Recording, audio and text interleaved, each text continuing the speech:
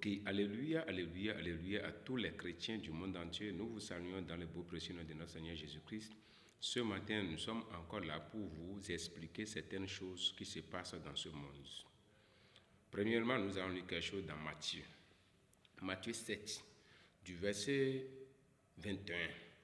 Là, la Bible nous dit, « Ceux qui me disent Seigneur, Seigneur n'entreront pas tous dans le royaume des cieux, mais celui-là seul qui a fait la volonté de mon Père qui est. » Quand nous disons cela, qui est le Père et quelle est la volonté du Père?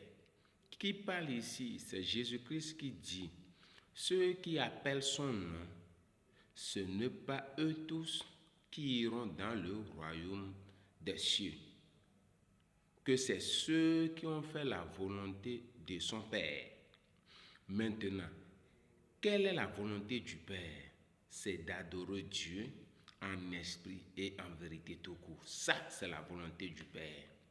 Maintenant, en allant un peu devant, nous allons lire quelque chose dans le verset 24 du Matthieu 7 toujours. On a dit, c'est pourquoi quiconque entend ces paroles que je dis et les met en pratique sera semblable à un homme prudent qui a bâti sa maison sur le roc. Qui parle encore là? C'est Jésus-Christ. Et il parle des paroles de qui? De ces paroles. Il dit, c'est pourquoi quiconque entend ces paroles que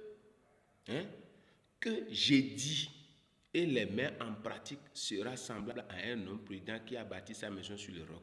Quelles sont ces paroles-là que Jésus-Christ est en train de dire?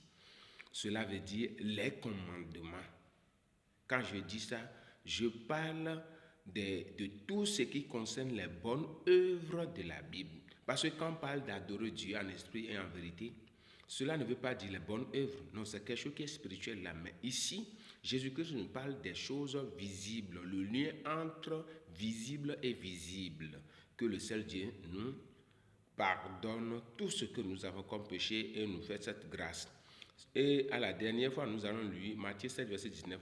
Tout arbre qui ne porte pas de bons fruits est coupé et jeté au feu.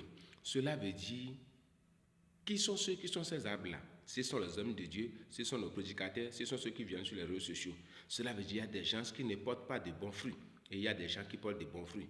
Allez fouiller, allez réfléchir, que le seul Dieu nous garde parce que ces fruits disent beaucoup de choses. Attentionnez, car les arbres n'ont pas encore donné les fruits. Attentionnez-vous. Merci beaucoup et bon abonnez.